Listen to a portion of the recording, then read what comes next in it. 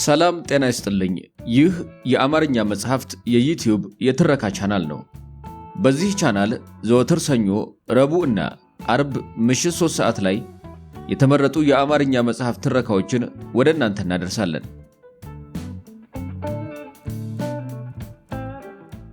በዛሬው የትረካ ሰዓታችን በእውቀቱ ስዩም በ1999 በወረሃ ሰኔ ለህትመት ካበቃው እንቅልፍና ዕድሜ ከተሰኘው መጽሐፍ ውስጥ ያገኘነውን መውረድና መውጣት የተሰኘውን አጭር ልቦለድ እንደዚህ አሰናዳ ነው።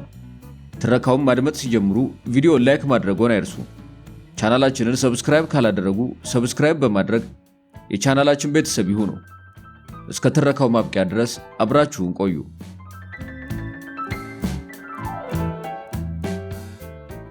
አንድሮሜዳ ወደ መቃብር ከወረደች ከጥቂት ደቂቃዎች በኋላ የህይወት ታሪኳን ለማንበብ የተመረጠ ሰው ከፍ ወዳለ ቦታ ወጣ።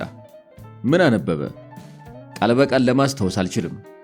በደፈናው አንድሮሜዳ በአዲስ አበባ እንደተወለደች ዘፋኝ እንደነበረችና ግጭት ስለደረሰባት እንቅልፍ ተጫጭኗት መኪና ስታሽከረክር በ27 ዓመቷ ከዚህች ዓለም በሞት እንደተለየች አንድ አንቀጽ አነበበ። ይህንን ስሰማ ፊቴን በመዳፎቼ ቀብሬ አነባው። የእንባ ልምድ የለኝም። እናቴ ዛሬ 2 ዓመት ግድም ሞታለች። በጣር ላይ ያለች በጣም የሚያስጨንቅ ሐሳብ መጣብኝ። ስትሞት እንባ ከየት አመጣለሁ አልኩኝ። የሰፈራችን ሰዎች የእናትን ፍቅር የሚለኩት በልጅ እንባ ብዛት መሆኑን አውቃለሁ። ደግነቱ የፈራሁት አልደረሰም። በቀብሯ ሰዓት ካፊያ ወረደ። ፊቴ ረጠበ። የፊቴ ርጥበት ከሰማይ ይምጣ ከቅንድቤ እርግጠኛ የሆነ ሰው አልነበረም። አሁን ግን ያለ ልማዴ ፊቴን በመዳፎቼ ቀብሬ ያለቀስኩኝ። ያለቀስኩት አንድሮሜዳ ስለሞተች አይደለም። የ27 ዓመት ሕይወቷ በአንድ ሽራፊ አንቀጽ ሲደመደም ስለሰማው ነው። ይህንን የጻፍኩት ከዚህ በመነሳት ይመስለኛል። አንድሮሜዳን አፈቅራት ነበር። ፍቅር የያዘኝ ከአንድ አንቀጽ የማይበልጥ ሕይወት ታሪክ ካላት ሴት ጋር ነው ብሎ መቀበል ግን ከበደኝ። የተሸበበ ታሪኳ ማራኪ ቀለም እንዳለው ጃንጥላ ካልተዘረጋ እንደማያምር ገባኝ። ገድሏን ከአንድ አንቀጽ ወደ ብዙ ገጾች ላሳድገው ተነሳሁ። ሁላችንም በምንወዳቸው ሰዎች ክብደት ልክ እንመዘናለን። የምንወዳቸው ሰዎች ታሪክ በአንድ አንቀጽ ሲሰፈር ስንሰማ ይህ ስፍር የኛ መሆኑንም እንረዳለን። ይሄኔ ሆድ ብሶን ፊታችንን በመዳፋችን ቀብረን እናለቅሳለን። አንድሮሜዳ ከተቀበረች 3 ሳምንት ሆናት። እጠጣለሁ። ከትላንትና የተሻለ ስካር ፍለጋ ከቡና ቤት ወደ ቡና ቤት እዘላለሁ። ትላንትና ምሽት ጠጥቼ ሐረግ በለበሰ የግንብ አጥር ስር በረጅሙ ስሸና በዚህ ዕድሜ አጥር ስር ስትሸና ትንሽ አታፍርም የሚል ከራራ ድምፅ ከጨለማው መሃል ተወረወረብኝ። አጥሩ ስር መሽናቴ ጠቀመኝ። ከልደቴ ቀን በፊት ዕድሜን የሚያሳስብ ሰው ላከብኝ። አንድ ኢትዮጵያዊ ሊኖርበት በተፈቀደለት አማካኝ የዕድሜ ክልል ላይ የደረስኩ ይመስለኛል። ይህንን ያህል ዘመን ኖሬ ይህንን ያህል ዘመን ጥሬ ቤቴን፣ ኪሴን፣ ልቤን ስፈትሽ ነበር ከሚለው ቃል በስተቀር ምንም ጥሪት እንደሌለኝ አወቁ። ነበር የሚለው ቃል የተረፈው ሰው ከተራኪ በቀር ምን መሆን ይችላል? ይህ ታሪክ የሚከናወነው በአዲስ አበባ ውስጥ ስለሆነ የመኪና አደጋ ጭብጥ ቢኖረው አይገርምም።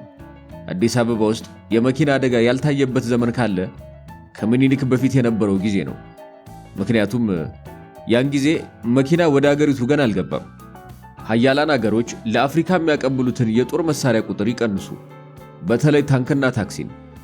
ባለፈው በመዲናይቱ በተካሄደ የመንግስት ተቃዋሚዎች አመጽ ምክንያት ታክሲዎች 3 ቀን ሥራ ቆሙ።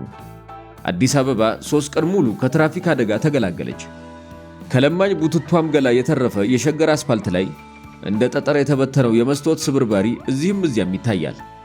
የመንግስት ተቃዋሚዎች በእጃቸው ያገኙትን ሁሉ ወርውረው የአውቶቡስ መስታወት ይሰብራሉ። ሲቪሎች እርስ በእርስ ተላትመው የመኪኖቻቸውን መስታወት ያደቃሉ። አዲስ አበባ ውስጥ በሰላምም ሆነ በቀውጢ ቀን የሚያከብር ሥራ ካለ መስታወት ጠጋኝነት መሆን አለበት። ትዝ ይለኛል አንድሮሜዳ በመኪና ወደ ቤቴ እየሸኘችኝ ነበር። ከኋላ ወንበሮች ባንዱ ተቀምጫለሁ። ትንሽ ከሄድን በኋላ መኪናዋ ዚግዛግ መወዛወዝ ስትጀምር አንድሮሜዳ ብዬ ጮኩኝ። ከጥቂት ሰዓታት በኋላ ሆስፒታል አልጋ ላይ ተገኘሁ። ለምን ተረፍኩ? ከሆስፒታል ከወጣሁ በኋላ እንኳን ይሄ ጥያቄ እንደዛር ሰፍሮብኝ ነበር። መጪው ጊዜ እንደታከምኩበት ሆስፒታል ግድግዳ አንዳች ማራኪ ምስል ያልተሰቀለበት ሆኖ ታየኝ።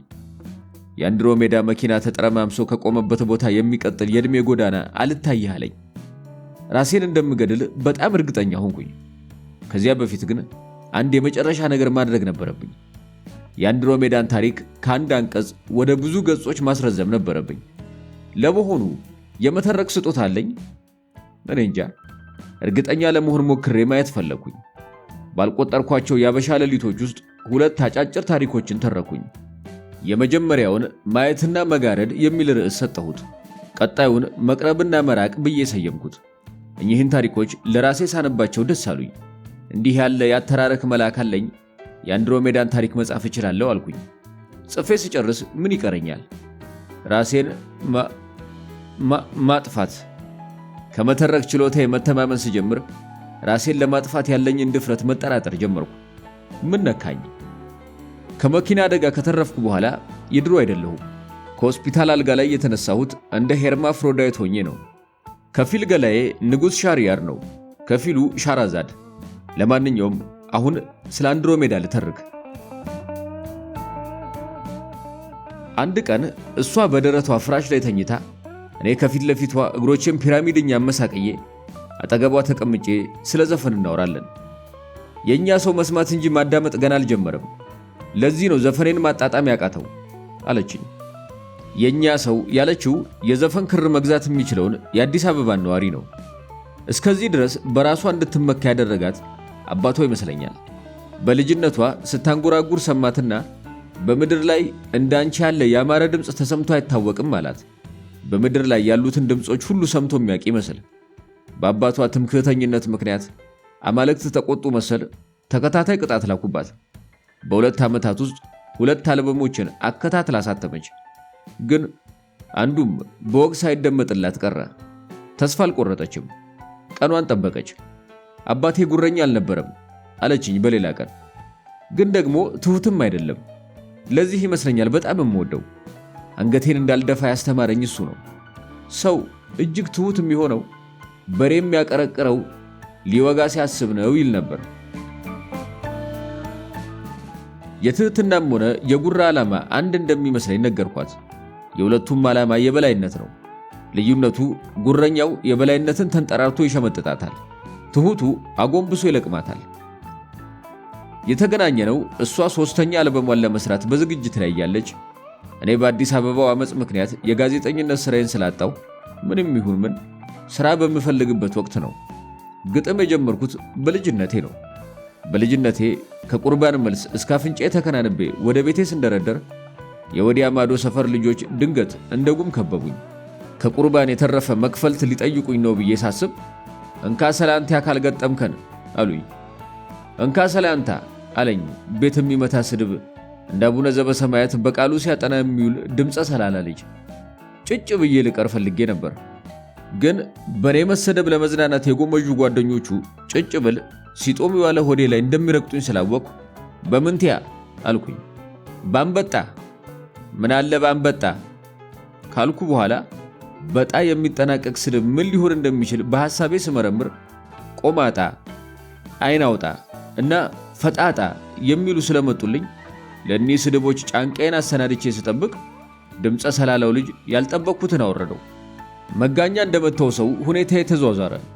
ውጫጭ ጓደኞቹ እንደ ደጋን እየተቀለበሱ ሳቁብኝ። ቤት ገብቼ እናቴ የነገረችኝን የሰማዕቱን እስጢፋኖስን ታሪክ በማሰብ ልጽናና ሞከርኩኝ። ግን አይሁድ በሰማዕቱ ላይ ካዘነቡት ኮረት ይልቅ የዚያ ማዶ ሰፈር ልጅ ስድብ የሚያም ሆኖ አገኘሁት። የሰማዕቱን ገድል ትቼ ቤት የሚመታ ስድብ ሳሰላሰል አደርኩ። አነጋግ ላይ ብድሬን ለመመለስ ወደ ወዲያ ማዶ ሰፈር ሄድኩኝ። ምንድር ፈለክ አለኝ ድምፀ ሰላላው ልጅ ከጓደኞቹ ጋር ብይ ሲጫወት ባገኘው። እንካስ ላይ አንተ ልገጥምህ ነው አልኩት። ጓደኞቹ በብይ መጫወቻ ሞር ዙሪያ ከተንበረከኩበት ተነስተው የጉልበታቸውን አዋራ ያራግፉ ጀመር። እንካስ ላይ አንተ አልኩኝ የፉከራ በሚመስል ልበ ሙሉነት። በምንቲያ አለኝ ድምፀ ሰላላው ልጅ። በጣሳ ምን አለ በጣሳ እናትህ ወለደች የፍየል ጎረምሳ አባትህ ደስ ብሎት እንጣጥ ብሎ ፈሳ። የግጥም ተስጦ እንዳለኝ ብቻ ሳይሆን የተስጦዬን ኃያልነት ያወቅኩት ያኔ ነው። ድምፀ ሰላላው ልጅ ፊቱ እሳት መሰለ። ቆይቶ አመድ መሰለ። ጓደኞቹ እንደወትሮ በመሳቅ ፈንታ እግሬ እስኪግል አባረሩኝ። ገና በልጅነቱ በግጥም ምክንያት መከራ የደረሰበት የመጀመሪያው ኢትዮጵያዊ እኔ ሳልሆን እቀራለሁ። ከሷ ጋር የተገናኘነው ብሔራዊ ቲያትር በተዘጋጀ አንድ የግጥምና የሙዚቃ ዝግጅት ላይ ነው። የንባብ ተራዬ ሲደርስ ቤትም አይመታ ግጥም አቀረብኩ። አዳራሹን የሞላው ታዳሚ እጁን ቤት ጥሎ የመጣ ይመስል ስላላጨበጨበልኝ አኩርፌ ከአዳራሹ ወጣሁና ዝግጅቱ እስኪጠናቀቅ ውጪ ቆየው። ዝግጅቱ ተጠናቆ ኮክቴል ግብዣ በሚቀርብበት ጊዜ ታዳሚዎች ምናልባት ዘግይቶ የገባቸው ነገር ካለ ስለኔ የሚሉት አይጠፋም ብዬ በማሰብ ወደ አዳራሹ ተመለስኩ። ማንም ከጉዳይ አልጣፈኝም። አዳሜ ቅድም ለጭብጨባ የሰሰተውን እጁን ወደ ኬኩና ወደ ኮካው ይመዘዋል። እጅግ አዘንኩኝ። በልጅነቴ የወዲያ ማዶ ሰፈር ልጆች በንኪያ ሰላንታ እናቴን ሲሰድቡብኝ እንኳን እንዲህ አይነት ሐዘን አልተሰማኝም። ሐዘኔ ፊቴ ላይ እንደ ላብ ከመፍለቁ በፊት ለመውጣት ፈለጉ። ግን ምናልባት በዙሪያዬ ቆሞ የሚያየኝ ሰው ካለ አኩርፌ ሳይሆን ቀጠሮ ደርሶብኝ የወጣው እንዲመስላቸው ከፊቴ ያገኘኋትን ረጅም ልጅ ሰዓት ይዘሻል ከማለቴ ጥያቄ በታዳሚው ጫጫታና የሳህን የማንኪያ ውጥንቅጥ ድምፅ ተዋጠ። ልጅቱ እንዳልሰማችኝ ብቻ ሳይሆን ምን አልከኝ እንደምትለኝ እርግጠኛ ሆኜ ሳልጨርስ አመሰግናለሁ ያንተም ጥሩ ነበር አለችኝ። ግር አለኝ። ወዲያው ግን ቅድም ከአዳራሹ ወጥቼ ሳለ ዝግጅት ካቀረቡት መካከል አንዷ ሳትሆን አትቀርም ብዬ ጠረጠርኩኝ። ሆኖም ዘፈን ይሁን ግጥም ባቀረበችው ዝግጅት ላይ እርግጠኛ ስላልሆንኩ ለማውጣጣት የኔ ቤት ስለማይመታ ብዙ የወደዱት አይመስለኝም፣ ያንቺ ግን ብዬ ቆምኩኝ። የኔም መልእክቱ የገባቸው አይመስለኝም ስትለኝ እንደኔ ግጥም እንዳቀረበች ጠርጥሬ ለማንኛውም ለኔ ግጥምሽ ጥሩ ነበር አልኳት። ዜማውና አዘፋፈኑስ አልወደድከውም አለችኝ። ስህተቴ የልጅቷን ዘፋኝነት አረጋገጠልኝ። እኔ በበኩሌ ሁሉንም ነገር ወድጄልሻለሁ እንቅስቃሴሽን ሳይቀር አልኳት። መቼም ተቀምጣ እንደማትዘፍን በመገመት ሌሎቹ የራሳቸው ጉዳይ ብዬ ጨመርኩኝ። ደስ አላት። ጉንጬን በጣቷ ቆነጠረችው። ማንም እንደዚህ አድርጎልኝ ስለማያውቅ ደስ አለኝ። ድል ተሰማኝ። በልጅነቴ የወዲያ ማዶ ሰፈር ልጆችን በንካስሊያንታ ያሳፈርኳቸው ቀን የተሰማኝን ያህል ድል ተሰማኝ። ከዛች ልጅ ጋር ለብዙ ጊዜ እንደምንተዋወቅ ሰዎች ማውራትና መሳቅ ጀመርን። በዕለቱ ከታዳሚዎቹ መሃል የወደደን ስላልነበር እርስ በእርሳችን ከመዋደድ በቀር ምርጫ አልነበረንም። በመጨረሻ የስልክ ቁጥሯን እንዲህ ስትነግረኝ ስሟን እንደማላውቀው ትዝ አለኝ። ይሄ ትልቅ ጥፋት ነው። ሰዎች የሚኖሩት በደማቸው ሳይሆን በስማቸው ዝውውር ምክንያት እንደሆነ አውቃለሁ። ለምሳሌ ከአንድ ሰውዬ ጋር በመንገድ እንገናኛለን። ሰውየውን ረስቼዋለሁ። በዚህ ዘመን ይሄ ያለ ነገር ነው። ከደሞዝ ቀን በቀር ሁሉ ነገር ይረሳል። ሰውየውን ብረሳውም እሱ ስላላስታወሰኝ ሻይ ቡና እንበል እለዋለሁ። ቡና እየጠጣን ስለ ሀገራችን ኢኮኖሚ እናወራለን። በወሬያችን መካከል ግን ስማችንን አናነሳም። ምን ይሰራልናል? መቼም የእሱና የእኔ ስም ኢኮኖሚውን እንደማያሳድገው የታወቀ ነው። ሰውየው ግን ተሰውሮ የኖረ ወንጀል ምስጢር እንደተገለጠለት መርማሪ ፖሊስ ድንገት አይኑን አጥብቦ ራሱን በጣም እየነቀነቀ ስሜን ረስተሃል ልበል ይለኛል። ዝም እላለሁ። መቼም ስሙን እንደገና ከምጠይቀው ብድር ብጠይቀው ይመርጣል። ራሱን ወደ ጎን እየወዘወዘ በገዛ ጋዜጣህ ላይ ስሜ ቁልጭ ብሎ ወጥቶ ዘነጋሁት እንዳትለኝ ይለኛል። ምን ልበለው? እሰራበት የነበረው ጋዜጣ ላይ ስሙ መውጣቱንም ሆነ ስሙን መርሳት አያስገርመኝም። አፍተሮል ጋዜጣ ማለት የስም ማጎሪያ ማለት ነው። የዘንድሮ የፊዚክስ ኖቤል ሎሬትና አፋልጉኝ ማስታወቂያ የወጣለት ጎረምሳ ስማቸው በአንድ ገጽ ላይ ይወጣል። እና በዚህ ሁኔታ ውስጥ ይሄ ሰውዬ እንዴት ትዝ ሊለኝ ይችላል? ሰውየው ግን አይረዳኝም። ፊቱ እሳት ይለብሳል። ደህና ሲያጫውተኝ የቆየው ሰውዬ ለኢኮኖሚው ጥሩ መፍትሄ ያመላክታል ያልኩት ሰውዬ ገና ለገና ስሙ ስለጠፋኝ ስሙን ያጠፋሁበት ይመስል ሆድ ይብሰዋል። ሰዎች ስማቸውን ሲረሱባቸው አይደለም ሲያምታቱባቸውም እንኳን እንደሚከፉ ልምድ አስተምሮኛል። ለምሳሌ ቤት አከራዬ ለብዙ ጊዜ ማን እንደሚባሉ አላውቅም ነበር። አንድ ቀን ከጎረቤታችን ተቀያይመው ይቺን ይወዳል ተሼ ብለው ሲፎክሩ ስለሰማው በነጋታው ባጠገባቸው ሳልፍ ደህና ዋሉ ጋሽ ተሾመ አልኳቸው። ከጥርሳቸው ጋር አብሮ የበቀለ የሚመስለው መፋቂያቸውን እንደነከሱ ከቤት በሚያባርር ግልምጫ ተመልክተውኝ ሄዱ። በኋላ ሳጣራ ተሾመ አይደለም ተሻገር ነው ስማቸው። ልብስ የምታጥብልኝ ምግብ የምታበስልልኝ ተመላላሽ ሰራተኛ አለችኝ። የቀጠርኳት ቀን ስምሽ ማን ነው አልኳት። የኔ አለችኝ በጠቋሚ ጣቷ ደረቷን እየነካች። አዎ ያንቺን ለማለት ራሴን እያወዛወዝኩ 3 ደቂቃ ስታስብ ቆይታ ሸዋዬ አለችኝ ፊቷ በደስታ በርቶ። እኔ ዘንድ ከመምጣቷ በፊት የሚቀጥሯት ሰዎች ሊጠሯት ሲፈልጉ አንቺ ይሏት እንደነበር ነገረችኝ። ለብዙ ዘመን ስላልተጠራ ስሟን ሳትዘነጋው እንዳልቀረች ጠረጠርኩ። 3 ደቂቃ ያህል ካሰበች በኋላ ትዝ አላት። ሸዋዬ መሆኑን ስለደረሰችበት ደስ አላት። ወደ ሥራ ብቻ ሳይሆን ወደ ስሟ ስለመለስኳት ደስ አላት። በነገራችን ላይ አባቴ 12 ልጆች አሉት። ለ12ታችንም የሚሆን ስም ከየት እንዳገኘ ይገርመኛል። ዘበኛ ስለነበር ሌባ የማባረር ገድል ይኖረዋል መቼም። ሌባ ሲያባረር አይቼው ባላውቅም የራሴ ግምት አለኝ። አባቴ ሲፎክር በልጆቹ ስም ነው። ስለዚህ ዱላውን እያወዛወዘ ወደ ሌባው ይቀርብና እኔ የግርማ አባት፣ እኔ የምሻው አባት፣ እኔ አያሌው አባት፣ እኔ አንተነህ አባት፣ እኔ የዮሐንስ አባት፣ እኔ የያሬድ አባት እያለ ሲፎክር ሌባው በጣም ስለሚሰለቸው ፍልሚያውን አቋርጦ ወደ ቤቱ ይሄዳል። ለማንኛውም ወደ ተነሳንበት ወደ ብሔራዊ ቲያትር እንመለስ። ልጅቱ የስልክ ቁጥሯን ነግራኝ በስልክ ሰሌዳዬ ላይ ከጻፍኩት በኋላ ስሟን እንደማላውቀው ትዝ አለኝ። ትልቅ ስህተት ነው። ወዲያው ግን መላ መጣልኝ። ስምሽን አቆላምጦ ሲጠሩት እንዴት ነው አልኳት። አንድሮሜዳዬ አለችኝ እየተሽኮረመመች። ቁልምጫውን ትቼ ስሟን መዘገብኩት። አንድሮሜዳ ቤቷ እየወሰደችኝ አንዳንዴም ምሽት ቤት እየጋበዘችኝ ትንሽ ተላመድን። እስከ እኩለ ሌሊት ድረስ አብረን እንቆያለን። ቡና ታፈላልኛለች፣ ሲጃራ ትጋብዘኛለች፣ ወረቀት እስክሪብቶ ትሰጠኛለች። የሞከርኩትን ለመጀመሪያ ጊዜ ሳሳያት ውይ ይህንን አልወደድኩትም ሌላ ሞክር አለችኝና ወደ ቤት ሸኘችኝ። ተሰናብቻት እቤት ገብቼ በመተኛት ፋንታ አዝን ጀመር። ምን አሳዘነኝ? በዚያ የተንጣለለ ክፍሏ ውስጥ ለብቻዋ ተንፈላሳ መኖሯ ሳያሳዝነኝ አልቀረም። ከአባቷ የወረሰችው ጥሩ ቤት አላት፣ ዘመናዊ መኪና አላት፣ ፒያኖም አላት። አያሳዝንም? ባይልላት ነው እንጂ 2-3 ቪላ ሊኖራት ይችል ነበር። ባይልላት ነው እንጂ 2-3 ፒያኖ ሊኖራት ይችል ነበር። በእርግጥ ልብስ ከምታጥብልኝ ምግብ ከምታበስልልኝ ተመላላሽ ሰራተኛዬ ከሸዋዬ ጋር ስትነጻጸር የተሻለ ህይወት ነው ያላት። ሸዋዬ አንድ ቡናማ ቀሚስ ብቻ አላት። ይህ ቡናማ ቀሚስ በልጅነቷ ተገዝቶላት ከገለዋ ጋር አብሮ ያደገ ይመስለኛል። ይህንን ያህል ጊዜ ልብስ አጥባ መኪና እንኳን አልገዛችም። የመኪና ጥቅም ምንድነው ተብላ ብትጠየቅ ጎማው ለልብስ ማጠቢያ ይሆናል ማለቱ አይቀርም። ምናልባት ያሳዘነኝ በአንድሮሜዳና በሸዋዬ መካከል ያለው የኑሮ ልዩነት ሊሆን ይችላል። ግን እኮ ሸዋዬም ቢሆን በአቅሟ ደስተኛ ናት፣ ወይም ደስተኛ መሆን አለባት።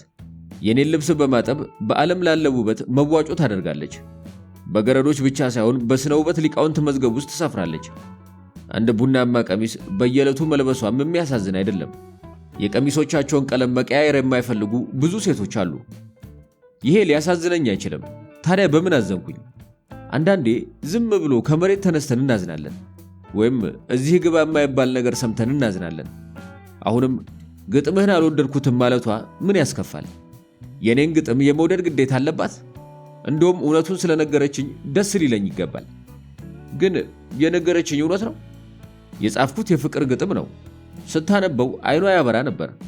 ግን ወረቀቱን እንዳለባሌ ነገር ጭርምትምት አድርጋ አልወደድኩትም አለችኝ። ምክንያቷ ገብቶኛል። ቤት ስለማይመታ ነው። ግን እንዲታወቅልኝ የምፈልገው ነገር አለ። ቤት መምታት ከህይወት ጋር አይጣጣምም። ህይወት ቤት በመምታት የምታምን ቢሆን ኖሮ በጫካ ውስጥ ያሉትን ዛፎች አንድ አይነት ቁመት እንዲኖራቸው ታደርግ ነበር። ይህንን የበለጠ ለማብራራት የሚከተለውን ተረት ከናቴ ልስማ ከሌላ እርግጠኛ አይደለሁም በማግስቱ ነገርኳት። እንግሊዝ ህንድንና አብዛኛውን የአፍሪካ ምድር በምትገዛበት ዘመን ከወታደሮቹ በፊት ሰላዮቿን ወደ ኢትዮጵያ ምድር ትልክ ነበር። ከሰላዮቹ አንዱ ጎብኚ መስሎ ለኢትዮጵያ ንጉሥ ከገባ በኋላ ዲስኩሩን ሲያቀርብ ዓለምን የምንገዛው ወደን እንዳይመስሎት፣ ገዥነትን ብናበዛው የሚያስመርቀን ብናጎድለው የሚያስወቅሰን መክሊት ስለሆነ ነው። እግዚአብሔር በጦር ጥበብ ብቻ ሳይሆን በአእምሮም እንድንልቅ አድርጎ ፈጥሮናል። ለመሆኑ ስለ ሼክስፒር ሰምተው ይሆን ብሎ ጠየቃቸው። ሼክስፒር ምንድነው? የጦር መሳሪያ ነውን? አሉ ንጉሱ። የቅኔ ሰው ነው። እነሆ አንዱን መጽሐፍ አለና ሐምሌትን ሰጣቸው። ንጉሱ 2 ገጽ አነበቡና የንቀት ሳቅ መሳቅ ጀመሩ። በዙሪያቸው ያሉ ሹማምንት ለንጉሱ ያላቸውን ታማኝነት ለመግለጽ ከዚህ በፊት የሰሙትን ቀልድ እያስታወሱ መሳቅ ጀመሩ። እንግሊዙ በበኩሉ በእርጅና ምክንያት ጥርስ የሌለውን የንጉሱን አፍ ከንጉሱ ጀሌዎች አንዱ ለመከለል ሲሞክር ስለተመለከተ ሳቁን መቆጣጠር አልቻለም። ሁሉም ከየሳቁ ሲመለስ ንጉሱ አሁን ማን ይሙት ይሄ ቅኔ ነው? አየህ ወንድሜ፣ የኢትዮጵያ ሰው ከሌላው ሕዝብ የሚለየው ከ5 ባህሪያተ ሥጋ ስለተፈጠረ ነው። እነርሱም አፈር፣ ውሃ፣ እሳት፣ ነፋስና ቅኔ ናቸው። እናንተ ሀገር ሰዎች በግጥም የሚያወሩት በሼክስፒር ተውኔት ላይ ብቻ ነው። እኛ ሀገር ግን በየዕለት ተዕለት ሕይወታችን ያለ ግጥም አይነጋገሩም። ኢትስ ትሩ ዩር ማጀስቲ አላቸው እንግሊዙ። ታላመንክ እናያለን እስቲ አሉና ገጠሙ። ወዲያው ፈንጠር ብሎ በግርማ የቆመውን ሹማቸውን በጥቅሻ ጠርተው በሹክሹክታ አሁኑኑ አደባባይ ወጥተህ ነጋሪት አስመትተህ ከዛሬ ጀምሮ ሕዝቡ ያለውን ቃል አሰባስቦ በግጥም ብቻ እንዲያወራ ነገር። አሻፈረኝ እምቢ ብሎ ቤትም አይመታ ነገር የሚናገር ቤቱ ይወረስበታል ብለህ ተናገር። ይሄ ከሆነ በሁለተኛው ቀን አንድ ገበሬ ግማሽ ቀን ሲያርስ ውሎ ወደ ቤቱ ከገባ በኋላ መደቡ ላይ ተደዳድሎ ተቀምጦ በግራ እጁ አመዳም እግሩን በቀኙ ሆዱን እያከከ ምሳ አላት ሚስቱን። ሚስት ምሳ ሰርታለች፣ ግን በንጉሱ አዋጅ መሰረት ጥያቄውን በግጥም መመለስ እንዳለባት ታውቃለች። ግራ ገብቷት እንዴት አባቷ ላድርግ እያለች አንገቷን ደፍታ ስታስብ አረ ምሳ አለ ባል ደግሞ። የበላኸውሳ አለችው። ይሄኔ ባል የት አባቷ ያበላችኝ ነው ብሎ እያሰበ አንቺ ዋሹ አታላይ በማለት ንቆ ሊተዋት ካሰበ በኋላ ቤቴ መምታት ሀገራዊ ግዴታ እንዳለበት ሲያውቅ እጅሽን ጠምዝዬ ልበልሽ ጎንሽ ላይ አለ። ይሄኔ እሷም ሳይቀድመኝ ልቅደም ብላ አንገቱን ልታንቀው ስትንደረደር እጇን ጠምዝዞ ጎኗ ላይ ረገጣት። እሪ ብላ ጮኸች። ንጉሱ ለካ በደጇ ባጀብ ያልፉ ኑሯል። ባልና ሚስቱን አስጠሩና ጩኸቱ ስለምን እንደሆነ ጠየቁ። ግርማዊነቶ ደርሶ ባያተርፈኝ እሞት እኮ ነበር ባሌ አስሮ ሲገርፈኝ አለች። አስሮ እንዳልገረፋት እሷም እግዚአብሔርም ያውቃሉ። ግን ምን ይደረግ ቤት መምታት ነበረባት። ንጉሱም ፍርድ ለመስጠት ሚስቱን የረገጠ አስከፋሽም ብለው ከጀመሩ በኋላ ጢማቸውን እየጎተቱ ስንኝ ይፈልጉ ጀመረ። ባጀብ የከበቧቸው ሊቃውንት፣ ባለቅኔዎች እንዲሁም የውጭ አገር ሰዎች ትንፋሻቸውን ውጠው ሽቅብ ያያቸዋል። ሚስቱን የገረፈ አስከፋሽም ብሎ ይጠበቅበታል እንዲከፍላት ካሳ አሉ በልባቸው። ግን ቤት እንደማይመታ ሲያውቁ ሌላ ይፈልጉ ጀመር። ሚስቱን የገረፈ አስከፋሽም ብሎ ያለምንም ምሕረት ይሰቀል ተገድሎ ካሉ በኋላ ፍርዱን አስፈጽመው ባጀብ ጉዟቸውን ቀጠሉ። አንድሮሜዳ ተረቴን በሙሉ ልብ ስትከታተለኝ እንደነበር ባይኗ መብራት ስለተረዳው እንዴት ነው አልኳት። አሪፍ ነው ንጉስ ከሆንክ ከላይ ከሆንክ የፈለገህን ሁሉ ማድረግ እንደምትችል የሚያስረዳ ጥሩ ታሪክ ነው አለችኝ። አንድ ምሽት ጫት ገዝታ ጠበቀችኝ። እንደማልቅም ስነግራት ቃም አለበለዚያ እንቅልፍ ያስቸግርሃል፣ ቢቀርብኝ ይሻላል። እግዚአብሔር የፈጠረውን እምቢ የምትል አንተ ማነህ? እግዚአብሔር ጫትን ቢፈጥርም ቃሙ ያለ ግን አይመስለኝም። ታዲያ ቤት እንድንጠርግበት የተተከለ ይመስልሃል? እሷ ግን እንቅልፍ ቢያስቸግራትም አትቅምም ነበር። ለጥርሷ ውበት እየተጠነቀቀች እንደሆነ ገመትኩ። እንቅልፏን ለማባረር ከፍራሿ አጠገብ ካስቀመጠችው ሳፋ ውሃ እየጨለፈች ፊቷን ታረጥባለች። እግሮቿን አመሳቅላ ከኪቦርዱ ፊት ለፊት ትቀመጣለች። አይኖቿን ለጥቂት ደቂቃዎች ያክል ትጨፍናለች።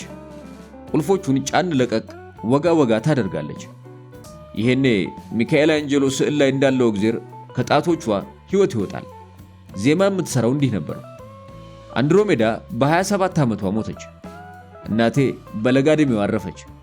ቀዳማዊ ኃይለ ሥላሴ ግን 44 ዓመታት ነገሱ። አንዳንዴ እግዚአብሔር ለመሪዎች መሬትንና ሹመትን ብቻ ሳይሆን ዕድሜን የሚያከፋፍሉበት ስልጣን የሰጣቸው ይመስለኛል። ረጅም የስልጣን ዘመን እንጂ ረጅም ዕድሜ ገጥሞኝ የማያውቀው ለዚህ ይሆናል።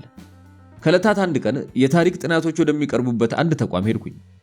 የመተማ ጦርነትና የአፄ ዮሐንስ ዕጣ የሚል ጽሑፍ ሲቀርብ ሰማሁ።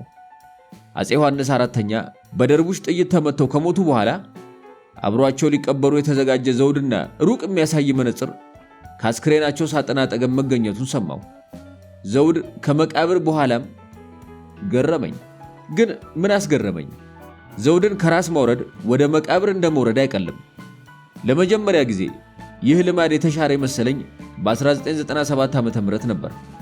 መንግስት በምርጫ ለመወዳደር ከነበረበት ከፍታ ወደ ተቀናቃኞቹ ጠረጴዛ ወረደ።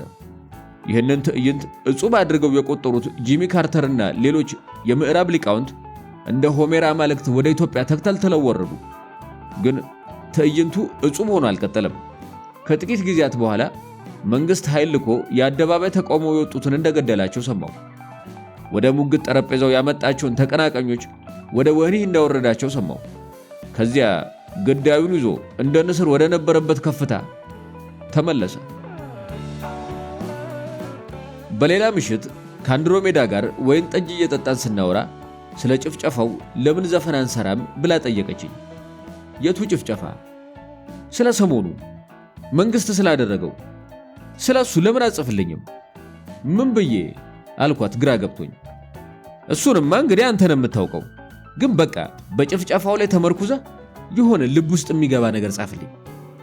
የምሯን መሆን አለመሆኑን ለማወቅ ፊቷን አየሁት። የምሯን ነው። እፈራለሁ ከማለት ይሻል እንደሆን ብዬ ፖለቲከኛ በሆን ኖሮ ጽፍልሽ ነበር አልኳት። መቼም እዚህ ሀገር እየኖርክ ከፖለቲካ ነፃ ልትሆን አትችልም አለችኝ ወይኗን ጨልጣ። ይህ ሀገር ምንድነው? እዚህ ሀገር ንጥሻ እንኳን ፖለቲካዊ መንስኤ ይኖረዋል። አንቺ ለምን ስለ ግድያው መዝፈን ፈለግሽ አልኳት ከጥቂት ወይን በኋላ። ፈለግኳ፣ በቃ ፈለግኩ እኮ። በምን ምክንያት? ለምንድነው የማልዘፍነው? ጮኸች። እኚህ ሰማዕታት የሁላችንም ወንድሞችና እህቶች አይደሉም? የፈሰሰው የኢትዮጵያውያን ደም አይደለም ወይ? ለምንድነው ዝም የምንለው? ለምንድነው ስለምንም የማይገደኝ ደነዝ የምታደርገኝ? ለምንድነው? ወይስ ስለ ወገኖቿ ጥቃት የማቀንቀን መብት ያላት ማርያም አኬባ ብቻ ናት? ጠረጴዛችንን በወይኑ ብርጭቆ ቂጥ ወቀረችው። ወይን ጠጁን እየደጋገመች ስትሄድ ግን የቀደመ ሐሳቧን ማረም ጀመረች። ንገሪኝ ካልክ እኔ ተቃዋሚ አይደለሁም። እውነቴን ነው የምልህ። እኔ ሰፊ ህዝብም አይደለሁም። እውነቱን ንገሪኝ ካልክ እኔ ጭቁን ብሔር ብሔረሰብም አይደለሁም። አንድሮሜዳ ነኝ። ይገባሃል? መዝፈን የምፈልገው ግን ግድያውን አውግዤ ነው። በግፍ ደማቸው የፈሰሰ ምናምን እያልክ ጻፍልኝ። እሱን አቀንቅኜ እንትን ልበል። ምንቲ ታሪክ ልስራ። ምን አልሽ? ታሪክ እንስራ።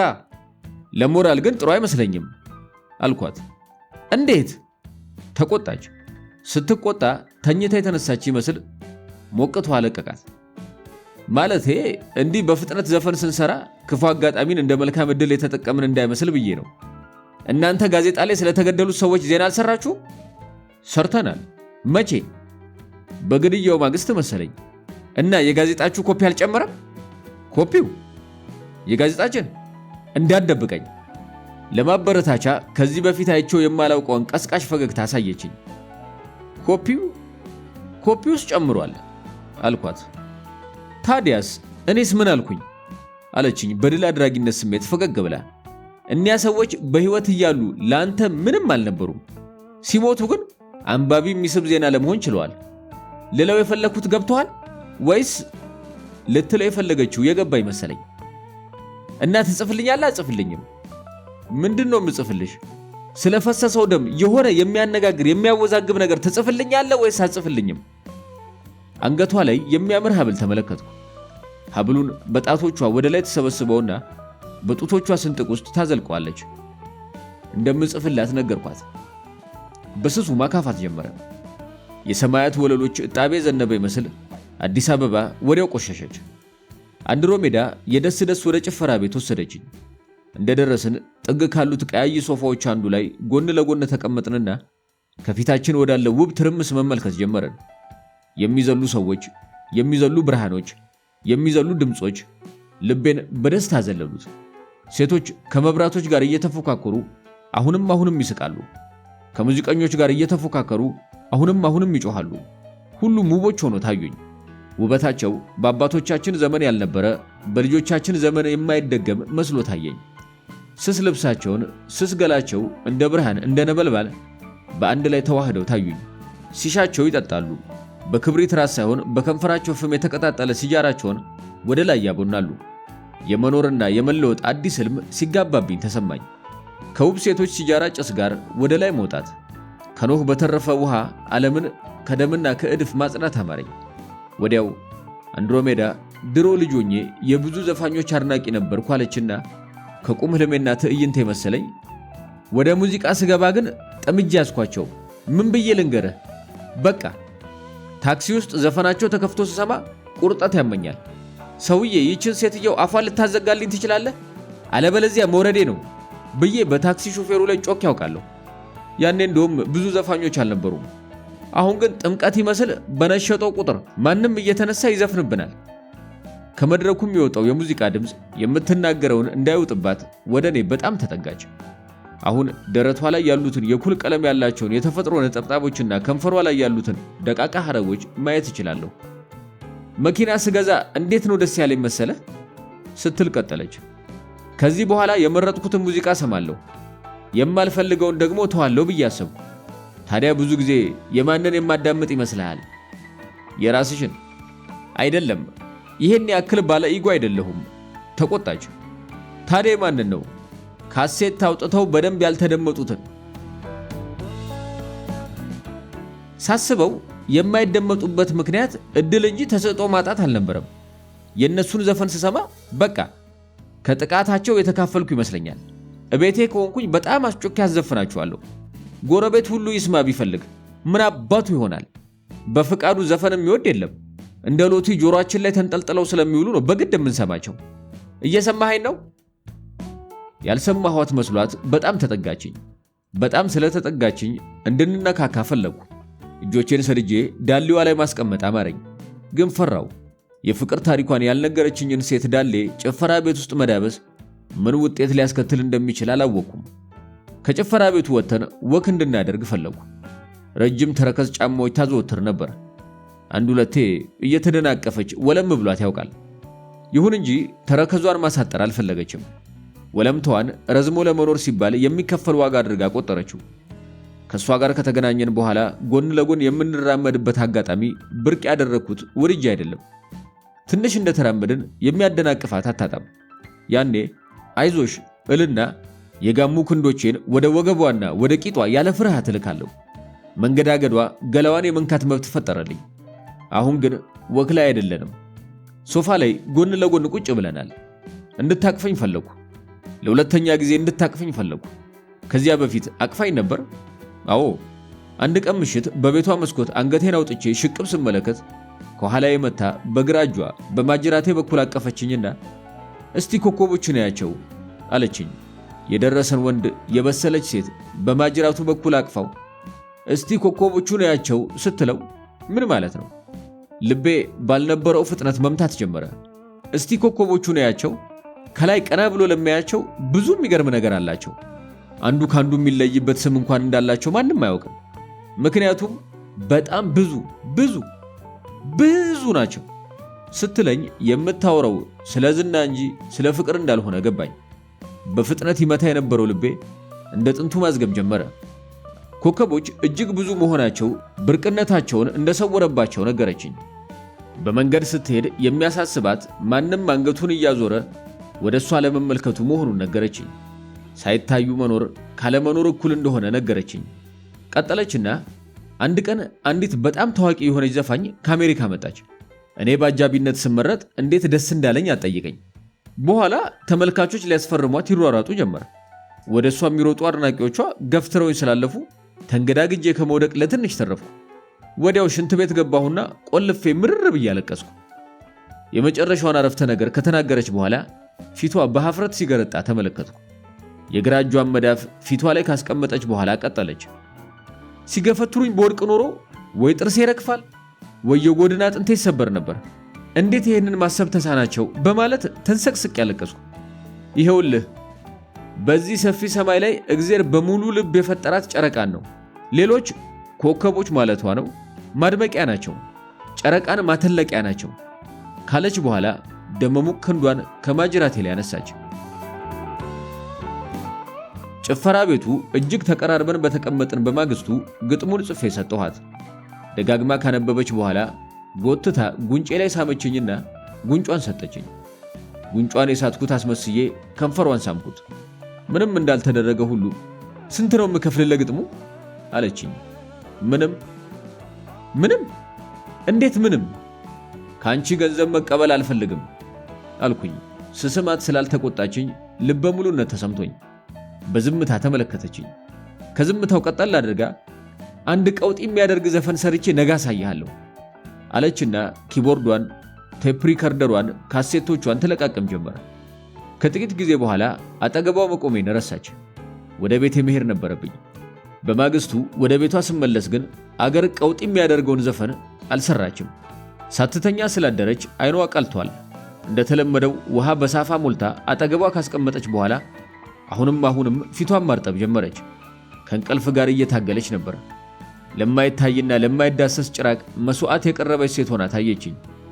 ልታደጋት ትችል ነበር? አልችልም።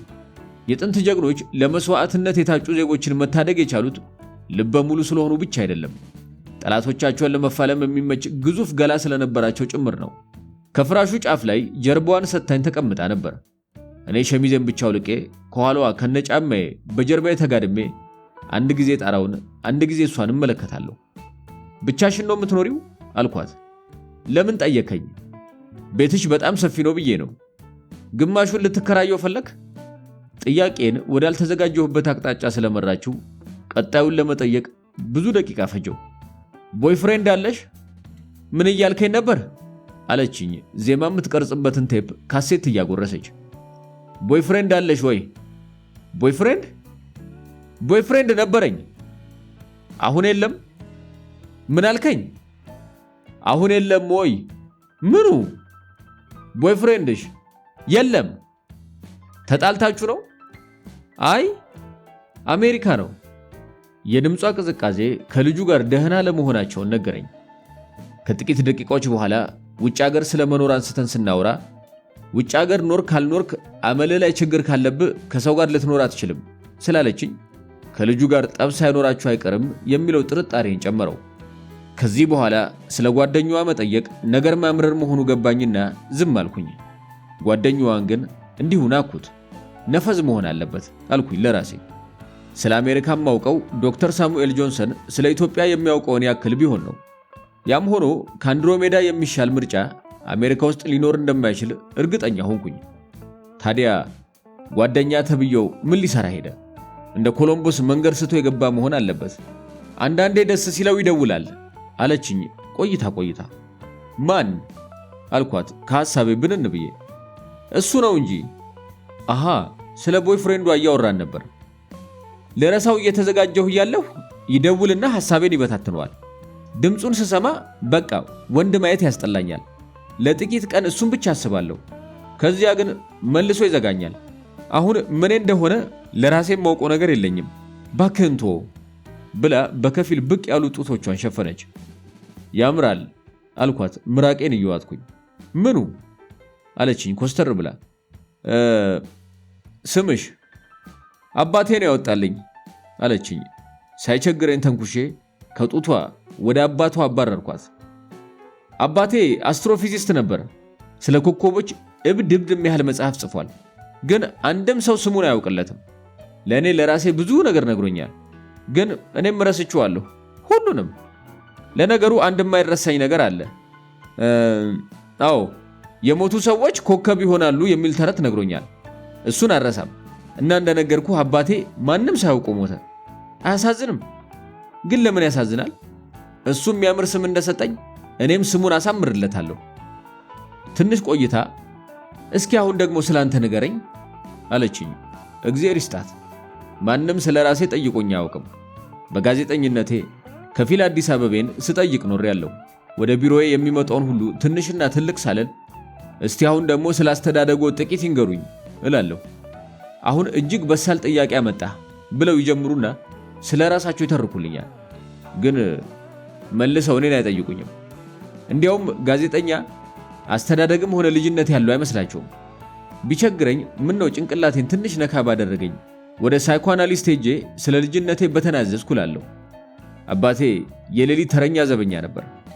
የመንደራችን የህብረተሰብ መምህር ድህነትን በ3 ደረጃዎች ቁልቁል ይመድቡታል።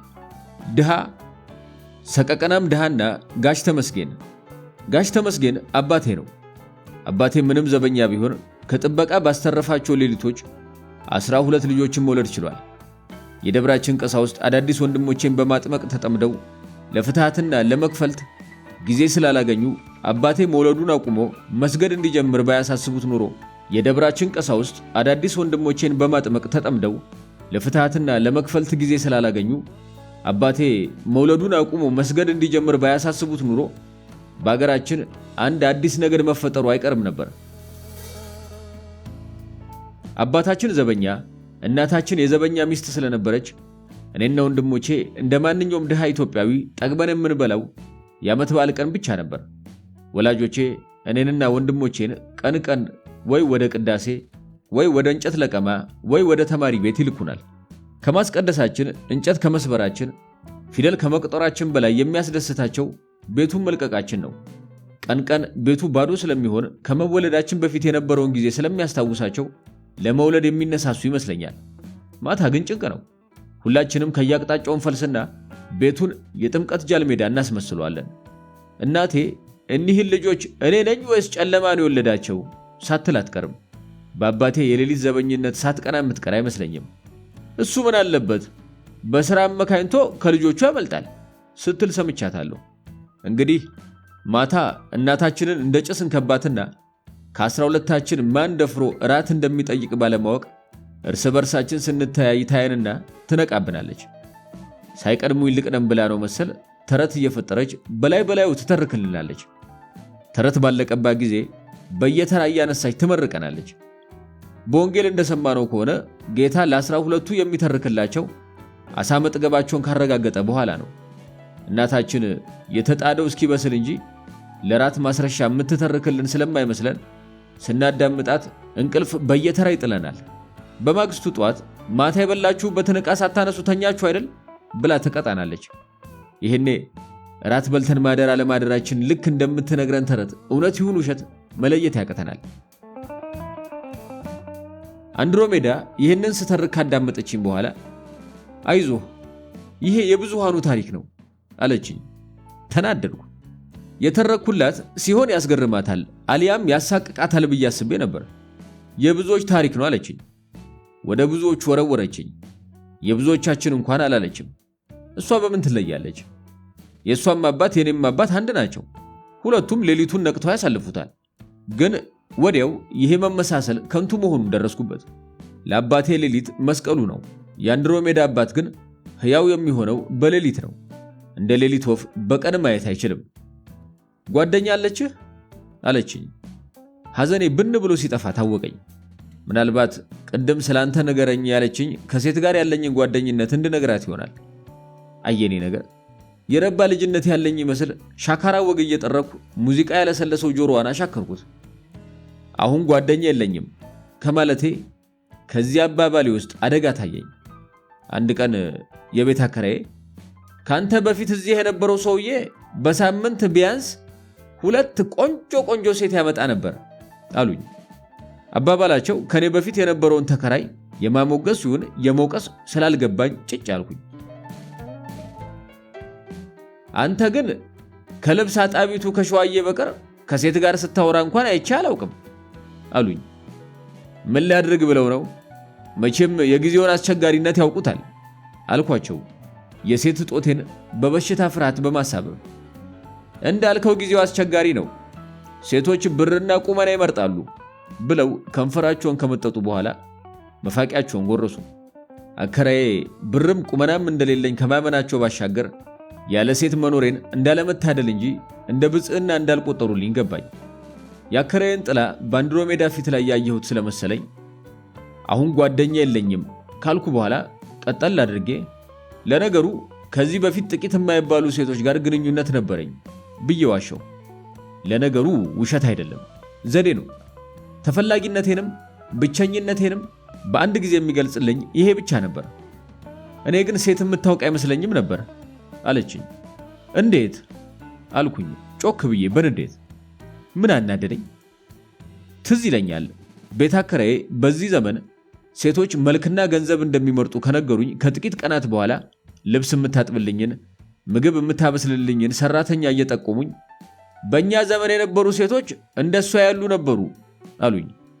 እንደሷ አንገታቸውን የሚደፉ፣ ዘርፋፋ ቀሚስ የሚለብሱ፣ በትንሹ የሚደሰቱ፣ አይን የሚፈሩ፣ ሳይጮሁ አፋቸውን በመግጠም ብቻ የሚስቁ ሲሆን በባዶ እግራቸው ብቻ የሚሄዱ ካልሆነ ደግሞ ከኮንጎ ጫማ በላይ የማይጠይቁ ነበሩ። አየህ ሴት የምትባል ፍጡር ነበረች ብለን እንደ ተረት እንዳናወራ ሸዋዬን አተረፈልን ካሉኝ በኋላ እኔ እንዲያው እንዳንተ ጎረምሳ ብሆን ኖሮ በሸዋዬ ምክንያት ነበር የምፋለመህ አሉኝ በቀኝ እጃቸው ጣቶች የሽጉጥ ቅርጽ ሰርተው። አባባላቸው ለሸዋዬ ያላቸው ምኞት ብቻ ሳይሆን እኔን በሸዋዬ መጠርጠራቸውን ስላሳየኝ በጣም በሸኩኝ። ወደ ሸዋዬ ስላወረዱኝ በሸኩኝ። በማግስቱ ለሸዋዬ ከደሞዟ በተጨማሪ በትህትና ምክንያት እዚህ ላይ መጠኑን ልገልጸው የማልፈልገውን ገንዘብ ከሰጠኋት በኋላ ቀሚስና ጫማ እንድገዛበት በተረፈው ጸጉሯን እንድትሰራበት ነገርኳት። ደሞ ጌታዬ ብለሽ አትጥሪኝ፣ እኔም አንቺም ቤት አከራይም ጎረቤታችንም ሁሉም እኩል ነን። ጌታዬ አትበይ፣ ከዚህ በኋላ እጅም እንዳነሽኝ አልኳት። እሺ እንዳሉት አደርጋለሁ ጌታዬ ብላ እስከ ጉልበቷ ታጥፋ እጅ ነሳችኝ። ገንዘብ ስለሰጠኋት ደስ አለኝ። የታባቱ ገንዘብ እንደሆነ በኪስ ወድቆም የትም ይጠፋል። ሰው ገንዘብን ሳይሆን ደግ የሚሆንበትን አጋጣሚ ነው መፈለግ ያለበት አልኩኝ። ግን እንዲህ የማያምን ከሆነ እስካሁን ድረስ ለምን ደግ ሳላደርግላት ቆየው? እውነቱ ሌላ ነው። ሸዋዬ እንድትለወጥ ፈልጌያለሁ። አንገቷን በደፋች አዳፋ ቀሚስ በለበሰች ጸጉሯን አመድ በወረሳት ሴት መጠርጠር ስለሌለብኝ እንድትለወጥ እፈልጋለሁ። ምክንያቱም ከዚህ በፊት የሆነ ቦታ ላይ እንደተናገርኩት ሁላችንም በምንወዳቸው ሰዎች ልክ እንመዘናለን። ከጥቂት ጊዜያት በኋላ በአዲስ አበባ አመጽ ፈነዳ። ሸዋዬ ለማብሰል ወደ ቤቴ መጣች። ከጣደችው ድስት እኩል አመጹም እየጋመ ሲመጣ ታክሲ በከተማው የለም፣ በአውቶቡስም መሄድ አጉል ነው፣ በመንገድ ላይ በተባራሪ ጥይት የሞቱ ሰዎች አሉ፣ እዚህ ብታድር ይሻላል አልኳት። ወዲያው በጭስ ይሁን በሐዘን በምን እንደረጠበ የማይታወቀው አይኗን በእጅጌዋ እያበሰች አይ አሁን እኔ መሐይሟ እያለሁ ስንቱ የተከበረ ሙቶ ይሆን ትል ጀመረ። በጣም አፈርኩ። ሸዋዬ ለምንድነው ሁል ጊዜ ዝቅ ዝቅ የምትይው አልኳት። አረ እኔ ቃለ መፈለግ ታልሆነ በቀር ቀና ቀና ብዬ ነው መሄድ አለችኝ። የለም አባባሌ ለምንድነው ራስሽን የምታዋርጂው? አዋርጆ ሞቻለሁቴ አለች ሳግ እየተናነቃት። ለመሆኑ በዚህ ወር የሰራሁትን በደል ዘንግተውት ነው እንዲህ የሚሉኝ? ሁለት ሱሪ ከማስጫው ሽቦ ላይ እንዳለተቸው ሄጄ አዘረፍኩቦት፣ ዝም አሉኝ። የሞራ ሳሙና ረስቼ ገብቼ ለውሻ አስበላሁቦት፣ ዝም አሉኝ። የጋዙን ክር ካቅሙ በላይ ጎልጉዬ አውጥቼ ማንደጃውን አቃጠልኩቦት፣ አይተው እንዳላዩ ሆነው ልቦ ተቃጥሎ ክፉ ላለመናገር ጭጭ አሉኝ። በማላውቀው ገብቼ ቴፖን ስጎረጉር የቴዲ አፍሮን ካሴት ልቃቂት አስመስዬ ጎለጎልኩቦት፣ ዝም አሉ። ጋዜጣ ወጣ አልወጣ ብለው ባመጡት ደሞዝ የገዙትን 5 ሊትር ዘይት በቀሚሴ ጠልፌ ስከነብለው አዩኝ። አሁንም ጭጭ አሉ። ሌሎች ቢሆኑ ኖሮ ምን እንደሚሉኝ ምን እንደሚያደርጉኝ እኔ ነኝ የማውቀው። ምን ይሉኛል? አንቺ ደረመናም የደረመናም ልጅ፣ አንቺ መናጢ ድሃ የመናጢ ድሃ ልጅ፣ ቤታቸውን አፍርሺ ተብለሽ ነው የተላክሽው ይሉና እመቤቲቱ ወርቅ በተገጠገጠበት ጣታቸው ደግመው ደጋግመው በጥፍ ያነበሩሩኛል። ባልየው በበኩሉ ከ500 እስከ 800 ብር በሚገመት ቆዳ ጫማ በካርቾ ልቤን ይለኛል። ባልየው እግሩ ካልጣመነ እመቤቲቱ ጣታቸው ካልደከመ በቀር አይተውኝም። እርስዎ ግን ዝም አሉኝ። ይሃል በቃ ብሎ 90 ብሮን መሽልቀው ሰጡኝ። ደሞ ጸጉርሽን ተሰሪበት ቀሚስ ግይበት ማለቶ እውነቴን ነው ምሎ ትላንት ልቤ ተነክቶ እንድቹ ሳለቅስ ነው ያደርኩት። እና የሰው ሱሪ አስዘርፌ ቀሚስ ልግዛ ቢሆንልኝስ እንደ አቡነ ገብረ መንፈስ ቅዱስ ከገደል ጫፍ በጭንቅላቴ ቆሜ 40 ዓመት ሙሉ ወየው ባልኩ ቢሆንልኝስ እንደ ክርስቶስ ሳምራ ባደፈ ውሃ ውስጥ ተኝቼ አሳውና አልቁቱ በብብቴ በተመላለሰ ቢሆንልኝስ እንደ ንጉስ ዳዊት አመድ በላይ ነስንሼ 3 ቀን 3 ሌሊት ጦሽ ብዬ ባለቀስኩ እንዲህ ስትለኝ አመሸች። ሸዋዬ ለመጀመሪያ ጊዜ በምሽት ቤቴ ውስጥ መሆኗን ያወቅኩት አከራዬ መፋቂያቸውን እንደጎረሱ አሁንም በደጃፌ ሲመላለሱ ስላየው ሸዋዬን ከመከራ ለመታደግ ማስጠለሌን በሌላ እንዳይተረጉሙብኝ ስለፈራው መቼም ዛሬ ቀውጢ ቀን ነው፣ ታክሲም ሆነ አውቶቡስ ባገሩ የለም አልኳቸው። ሱቆች ስላልተዘጉ ተመስገን በል፣ ቢያንስ ኮንዶምህም በጊዜ ትገዛለህ አሉኝ። አከራዬ ከሸዋዬ ጋር ልተኛ እንዳሰብኩ ለራሳቸው እርግጠኛ መሆናቸው ብቻ ሳይሆን የምተኛበትን መንገድ ስለገመቱ ተበሳጨው። እስቲ አሁን በሞቴ እንዴት ነው ከሸዋዬ ጋር የምተኛው አልኩኝ በንዴት። ወዲያው ከሸዋዬ ጋር እንዴት እንደምተኛ ስለታየኝ ድንገተኛ ምኞት ልቤ ሞላው። ራት ዶሮ ሰራችልኝ፣ ቢራ ከፈተችልኝ። ለሷ ግን ሌላ ድስት ጥዳ ሽሮ ማንተክተክ ጀመረች። ምን ነው ትጾም ያለሽ እንዴ አልኳት። ግን ለመጾም ያደረገችው እንዳልነበር አወቅኩ። ከኔ እኩል ላለመሆን እየጣረች ኑሯል። ከራት በኋላ ወለል ላይ ስታነጣጥፍ እዚህ ላይ ትተኛለሽ አልኳት አልጋውን እየነካው። ምድር ስለለመድኩ አልጋ ላይ እንቅልፍ አይወስደኝም። ምኞቴ ጥሎኝ ሄደ። እሷ ወለሉ ላይ፣ እኔ አልጋው ላይ አደረን። ይሄ ከሆነ ከብዙ ቀናት በኋላ አንድሮሜዳ እኔ ግን ሴት የምታውቅ አይመስለኝም ነበር ብላ ወደ እሷ ከመምጣቴ በፊት የነበረውን ታሪኬን በአንዲት አረፍተ ነገር ከለሰችው። ተናደዱ። በኪቦርዱ ቁልፎች ላይ የተበተኑትን ውብ ጣቶቿን መርገጥ አሰኘኝ። ምን አናደደኝ? አንድሮሜዳ የተሰወረውን ገበናዬን ስለደረሰችበት ተናደድኩ። ከሸዋዬ ጋር ሳልተኛ መቅረቴ አሁን የበለጠ ቆጨኝ። እግዚአብሔር ያን ቀን የአዲስ አበባን አመጽ ያነሳሳው ህዝቡ ከአምባገነን መንግስት ነፃ እንዲወጣ አስቦ አልነበረም። ከድንግልና ነፃ እንዲወጣ ሊያመቻችልኝ አስቦ ኑሯል። እኔ ግን ስጦታውንም ቢያልኩት። ስለዚህ ተቆጥቶ ሚስጥሬን ለአንድሮሜዳ ሹክ አላት። ይኸው አሁን የኪቦርድ ቁልፎቹን እየነካካች እኔ ግን ሴት የምታውቅ አይመስለኝም ነበር ብላ እንድትዘባበትብኝ ድፍረት ሰጣት። ያ የማታ ዕድል እንደ ብርቅ ወፍ ከጄ ሊያመልጥ አይገባም ነበር። ካልጋዬ ላይ ዱብ ብዬ በለሆሳስ እየተራመድኩ ወደ ሸዋዬ ፍራሽ መውረድ ነበረብኝ። ከዚያ ላይዋ ላይ መውጣት ነበረብኝ። ማቀፍ ነበረብኝ። ግጥም አድርጌ ማቀፍ ነበረብኝ። እንዲህ እያሰብኩ አንድሮሜዳን አቀፍኳት። አንድሮሜዳ የተቀመጠችበት ፍራሽና ከብዙ ቀናት በኋላ ሸዋዬ ተጠቅልላ የተኛችበት ፍራሽ አንድ ሆኖ ታየኝ። አንድሮሜዳን አቀፍኳት። የገዛ ትንፋሼ ከንፈሬን ሲያነደው ተሰማኝ። ምንድነው አለችኝ። አልመለስኩላትም። ዞር አቀፈችኝ። ቀበቷን በደመነፍስ መፍታት ጀመርኩ። ዝም አለችኝ። ቀበቷ ተስቦ አላልቃለኝ። ኮንዶም ይዘሃል አለችኝ። ከታች ሆኜ ሱሪዋን እንደ ባንዲራ ቁልቁል ማውረድ ሲጀምር አልያዝኩም። ለምን አልያዝክም? ረስቼ መጣሁ አልኳት ካፌ እንደመጣልኝ። ኮንዶም ረስቶ መምጣት እሱን ረስቶ ከመምጣት አይተናነስም አለችኝ ቁጣ በሚል ድምፅ። እሱን ስትል ወደ ሱሪ ዚፕ እየጠቆመች። ሸሚዜን ለብሼ ከቤት ወጣሁ። ከፊቴ ያሉትን አልፎ ያጆች በብዙ እጆቼ እየገፈታተርኩ መራመድ ጀመርኩ። ፋርማሲ ስደርስ አንድ ግዙፍ ደንበኛ የፋርማሲውን በር በትከሻው ዘግቶ ፓራሲታሞል አለ ሲል አገኘሁት። ፓራሲታሞል ሲሰጡት እስቲ የእግር ሽታ ማጥፊያ ሳሙና እግረ መንገዳችሁን ስጡኝ ይል ጀመር። ክፉኛ ስለቸኮልኩ የኮንዶሙን ገንዘብ አሰናድቼ ለመጠበቅ እጄን ወደ ኪሴ ያንተ ያለ ኪሴ ደረቴ ላይ የለም። ሸሚዜን ገልብጬ መልበሴን ሳይ ሽምቅቅ አልኩኝ። ሳደርገው የቆየሁት ነገር በሙሉ በሸሚዜ ግልባጭ ላይ የተጻፈ ይመስል ክፉኛ አፈርኩኝ። ሳይደግስ አይጣላም። ከፋርማሲው ጥቂት እርምጃዎች ራቅ ብሎ ፎቶ ቤት ታየኝ። ተንደርድሬ ወደ መልበሻው ክፍል ገባው።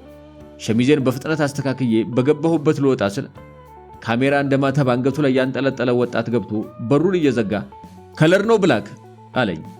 ፎቶ አንሺው 2 ጊዜ አገጩን ጠምዝዞ 4 ጊዜ የሸሚዜን ኮሌታ መልካስ ይዞ ቀለም የሌለው ፎቶግራፍ አነሳኝ። ወደ አንድሮሜዳ ተመልሼ በሩ ላይ ስደርስ የገዛ ግጥሜን በዝግታ ስታዜም ሰማኋት።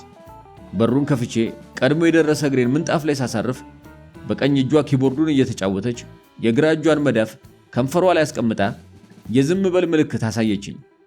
በለሆሳስ ተራምጄ ፍራሹ ላይ ከወጣው በኋላ በጎኔ ተኝቼ ዜማዋን ቀርታ እስክጨርስ ድረስ ልጠብቃት ሞከርኩ። ተነሳሁና ከፊት ለፊቷ ግድግዳ ተደግፌ ቆምኩኝ። 2 እግሮቼ እንደ እጅ በአየር ላይ የተንጠለጠሉ መሰለኝ። ታዲያ በምን ቆምኩኝ? አሁን በቃ ሂድ ይመሽብሃል አለችኝ አንድሮሜዳ። ሰዓቱ ሄዷል እኮ አልኳት ሀፍረትና ብሽቀት እየተሰማኝ። ልክ ነህ፣ ከዚህ በላይ እንድታመሽ አልፈልግም። እዚህ ባድረስ አትችልም። ለምን? ምን አደረኩኝ? አታድርም ብያለሁ አታድርም። ዛሬ ዜማ ስለመጣልኝ ዘፈኑን ሰርቼ ማደር አለብኝ። ታዲያ አብረን አንችልም ብያለሁ አንችልም። 2 ቀን በተከታታይ አልተኛውም። ይገባሃል? ዛሬ ካልጨረስኩ አለቀልኝ። ብድግ አለችና በሩን ከፈተችልኝ። ተከትያት ወጣሁ። መኪናዋ የቆመችበት ቦታ ስንደርስ የጋቢናውን በር ከፈተችልኝ። ግብዣውን ቸል ብዬ ከኋላ ወንበሮች አንዱ ላይ ቁጭ አልኩኝ። አኩርፋ ነው? ምን አስኮረፈኝ አልኩኝ ሆድ በባሰው ድምፅ። የመኪናውን ሞተር አስነስታ ወደ ኋላ መንደርደር ጀመረች። ፊቷን ላለማየት ያደረግኩት ጥረት አልተሳካም። የኋላ መንገዷን የምታይ መስላ አንገቷን ወደ እኔ ያዞረች። ለመጨረሻ ጊዜ ፊቷን እየጋበዘች ይኑሯል። ከዚያ ወደ አስፋልቱ ገባን። ወደ ቤቴ እየሸኘችኝ አልነበረም፣ ከህይወቷ ርቃ እየሸኘችኝ እንጂ። አንድሮሜዳ ሞተች። ከዚያ በኋላ ስሟ ሲጠራ የሰማሁት ዮሴፍ ቤተክርስቲያን ለተሰበሰብነው ወዳጆቿ ከአንዲት አንቀጽ የማይበልጥ ታሪክ ካነበበው ሰውዬ አንደበት ነው። ሰሞኑን ከቡና ቤት ወደ ቡና ቤት የተሻለ ስካር ፍለጋ እዘላለሁ። ከዚያም ሐረግ በለበሰ የግንብ አጥር ስር እሸናለሁ። የሽንት ያለ ቅጥ መርዘም ለብዙ ደቂቃ እንድቆም ያስገድደኛል። ይህም ልጅነቴን ያስታውሰኛል። አብዛኛውን ልጅነቴን ያሳለፍኩት ቆሜ ነው ማለት ይቻላል። ምናልባት ከአክሱም ሐውልት በቀር በመቆም የሚስተካከለኝ የለም። ማለዳ እነሳለሁ፣ ወደ ትምህርት ቤት እሄድና የባንዲራ መዝሙር እስኪያልቅ ቆማለሁ። የባንዲራ መዝሙሩን የጻፈው ሰውዬ በስንኝ ብዛት ተከፍሎታል መሰል አለቅጥ አስረዝሞታል። ከትምህርት በኋላ እናቴ ወደ ቤተክርስቲያን ትልከኛለች። በቅዳሴ ሰዓት አዛውንት ምዕመናን መቋሚያ ተደግፈው ወይም ግድግዳው ላይ ዘመም ብለው ጸሎት ሲያደርሱ አያለሁ። ባለመቆማቸው የሚቆጣቸው መልአክም ሆነ ካህን አልነበረም። ርጅና ጥቅም አለው። ድካምን በገሃድ የመግለጽ መብት ያጎናጽፋል። ወጣቶችና ልጆች ግን ለ3 ሰዓታት ያህል እንድንቆም እንገደዳለን። ለ3 ሰዓት ያህል ቆመን እግራችን እንደ ሸምበቆ ለመሰበሩ እግዚአብሔር ስለመኖሩ ማረጋገጫ ይመስለኛል። ከቤተ ክርስቲያን ወደ ቤት ስመለስ እናቴ ና ወዲህ ልመርቅህ ትላለች። ምርቃቷ እስኪያልቅ ድረስ ከባንዲራ መዝሙርና ከቅዳሴ የተረፈው ቅልጥሜ እየተንቀጠቀጠ በፊቱ አቆማለሁ። በባህልም ሆነ በፖለቲካ መቆምን የአክብሮት ምልክት አድርጎ የፈጠረው ሰውዬ ቂጥ የሌለው ሰውዬ መሆን አለበት ብዬ አማረር ነበር። በልጅነቴና በአሁኑ ዕድሜ መካከል ያለው አንዱ ልዩነት ስለ መቆም ያለኝ የአመለካከት ለውጥ ነው። ሰሞኑን ማታ ማታ ቤቴ ደጃፍ ላይ በፈቃዴ ቆምና በድፍርስ አይኖቼ ኮከብ አያለሁ። ሙታን ወደ ኮከብ ገላ ይለወጣሉ የሚለውን አንድሮሜዳ የነገረችኝን ተረት ትዝ ይለኛል። ስካር ባለሰለሰው ልቤ ስመረምረው ይሄ ተረት ከማንኛውም እውነት በላይ ያሳምነኛል፣ ከየትኛውም ውበት በላይ ያማልለኛል። አሜን አሜን ለይኩን። በሙታንና በሕያዋን መካከል ያለው ርቀት በኮከቦች እግርና በእኛ በቋሚዎች ራስ መካከል ያለው ርቀት ይሁን። ቤቴ ደጃፍ ላይ ሆኜ ሳንጋጥጥ ከመቀመጥ ይልቅ መቆምን የምመርጠው ለዚህ ነው። ቆሞ ወደ ላይ መመልከት ወደ አንድሮሜዳ ገላ በቁመት ልክ መጠጋት ነው። በእኔና በእሷ መካከል ያለውን ርቀት ማጥበብ ነው።